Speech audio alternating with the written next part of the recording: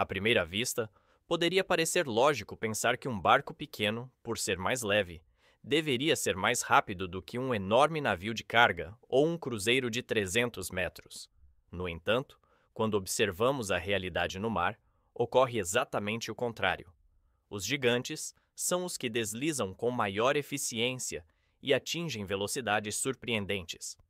Como é possível que toneladas de aço possam se mover com tanta elegância, enquanto os barcos pequenos são sacudidos pelas ondas e avançam com mais dificuldade? Tudo tem a ver com as leis da física, a engenharia naval e algo que os especialistas chamam de relação entre comprimento e velocidade. Os navios grandes não só têm motores mais potentes, como o seu próprio tamanho lhes confere uma vantagem natural sobre as ondas, reduzindo a resistência e melhorando a estabilidade. Este fenômeno, embora pareça contraintuitivo, é uma obra-prima da engenharia moderna e da ciência do movimento em fluidos. Além disso, a água não se comporta como o ar. Sua densidade e a forma como se move ao redor do casco determinam a velocidade máxima teórica de uma embarcação. Um barco pequeno cria ondas e turbulências que freiam seu avanço. Um barco grande, por outro lado, as esmaga com sua massa e comprimento, abrindo caminho com uma eficiência que pareceria impossível se não víssemos com nossos próprios olhos. Mas, para entender completamente esse fenômeno, devemos mergulhar literalmente nos princípios que regem a navegação moderna, a física dos fluidos, o design do casco e a magia por trás da propulsão marítima. A velocidade de um barco não é medida apenas pela potência de seus motores, mas pela forma como a água reage ao seu passar. Aqui entra em jogo um princípio fundamental: o número de Froude, uma fórmula que relaciona a velocidade de uma embarcação com o comprimento do seu casco. De acordo com essa lei, quanto mais longo é um barco, mais rápido ele pode se deslocar antes de atingir sua velocidade limite natural. Para explicar de forma simples, quando um barco se move, ele gera uma série de ondas na proa e na popa. À medida que acelera, essas ondas se separam cada vez mais até que a onda da proa coincida com a da popa. Nesse ponto, o barco começa literalmente a subir na sua própria onda, o que cria uma enorme resistência. Essa velocidade limite depende diretamente do comprimento do casco. Quanto mais longo for o barco, maiores e mais separadas serão as suas ondas, e, portanto, maior será a sua velocidade antes de chegar a esse ponto crítico. Por isso, um iate de 10 metros pode ter dificuldades para ultrapassar os 15 nós sem um consumo desproporcional de energia, enquanto um porta-contêineres de 300 metros pode se mover a 25 nós de maneira eficiente, com menor resistência relativa. Não é mágica, é pura física aplicada ao projeto naval. A resistência também se divide em dois tipos principais: resistência por atrito, causada pelo contato com a água, e resistência pela formação de ondas. Os engenheiros dedicam anos ao projeto de cascos que minimizem ambas, otimizando cada curva e cada linha, para alcançar o equilíbrio perfeito entre velocidade e estabilidade. É por isso que os navios modernos parecem afiados na parte dianteira e largos na base. Eles são feitos para cortar a água como uma faca quente na manteiga. A segunda grande diferença entre um navio pequeno e um grande está na propulsão. Os navios de grande porte contam com motores colossais, projetados não apenas para mover a massa, mas para fazê-lo com uma eficiência energética surpreendente.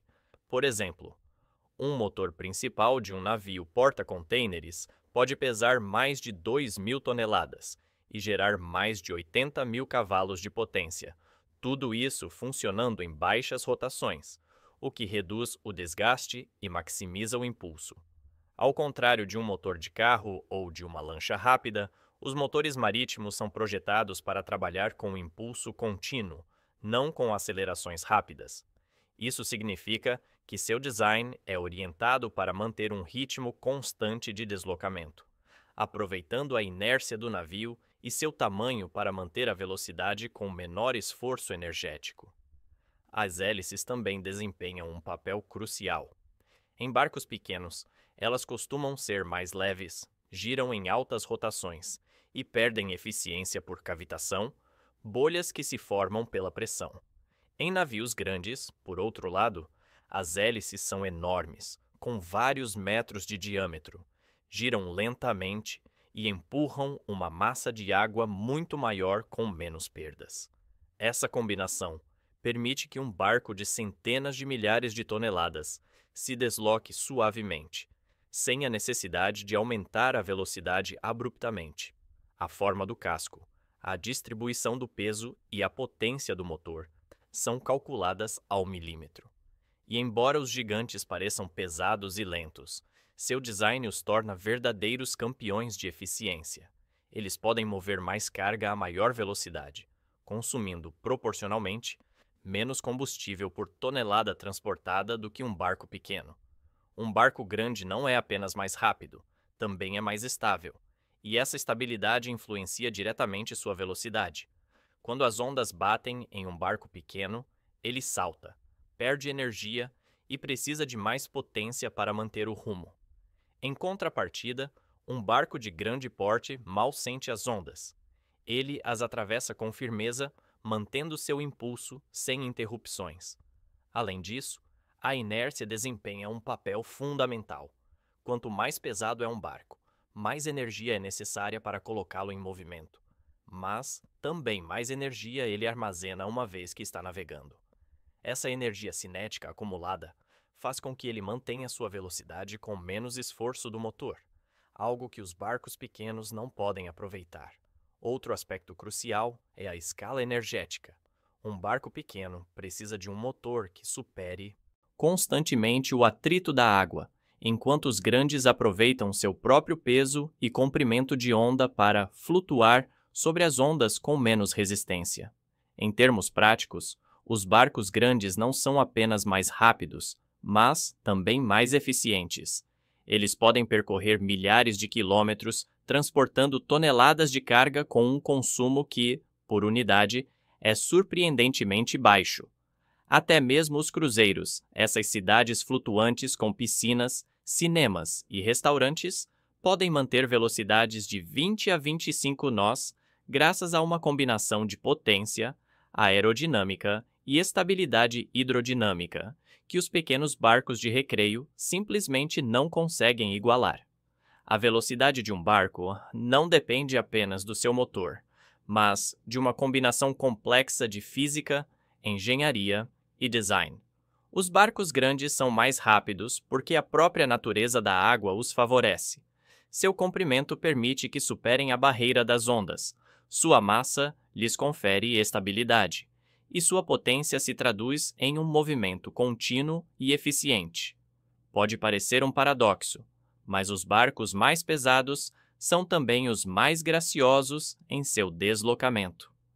Enquanto uma pequena lancha luta contra cada onda, um colosso do mar avança imperturbável, demonstrando que, na engenharia naval, o tamanho importa, e muito.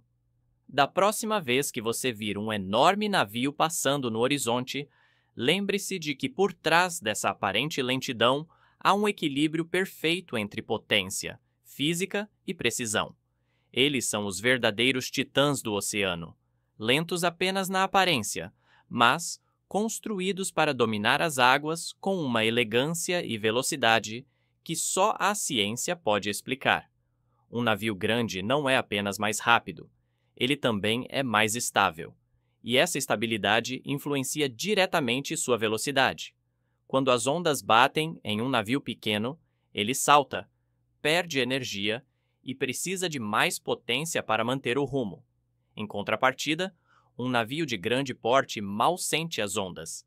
Ele as atravessa com desenvoltura, mantendo seu impulso sem interrupções. Além disso, a inércia desempenha um papel fundamental. Quanto mais pesado é um barco, mais energia é necessária para colocá-lo em movimento, mas também mais energia ele armazena uma vez que está navegando.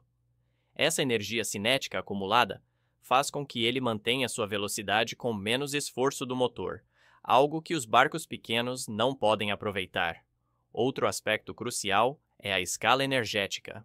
Um barco pequeno precisa de um motor que supere constantemente o atrito da água, enquanto os grandes aproveitam seu próprio peso e comprimento de onda para flutuar sobre as ondas com menos resistência. Em termos práticos, os barcos grandes não são apenas mais rápidos, mas também mais eficientes. Eles podem percorrer milhares de quilômetros, transportando toneladas de carga com um consumo que, por unidade, é surpreendentemente baixo. Até mesmo os cruzeiros dessas cidades, flutuantes com piscinas, cinemas e restaurantes, podem manter velocidades de 20 a 25 nós, graças a uma combinação de potência, aerodinâmica e estabilidade hidrodinâmica, que os pequenos barcos de recreio simplesmente não conseguem igualar. A velocidade de um barco não depende apenas do seu motor, mas de uma combinação complexa de física, engenharia e design. Os barcos grandes são mais rápidos porque a própria natureza da água os favorece. Seu comprimento permite que superem a barreira das ondas. Sua massa lhes confere estabilidade e sua potência se traduz em um movimento contínuo e eficiente. Pode parecer um paradoxo, mas os barcos mais pesados são também os mais graciosos em seu deslocamento. Enquanto uma pequena lancha luta contra cada onda, um colosso do mar avança imperturbável, demonstrando que, na engenharia naval, o tamanho importa, e muito. Da próxima vez que você vir um enorme navio passando no horizonte, lembre-se de que por trás dessa aparente lentidão há um equilíbrio perfeito entre potência, física e precisão. Eles são os verdadeiros titãs do oceano, lentos apenas na aparência, mas construídos para dominar as águas com uma elegância e velocidade que só a ciência pode explicar.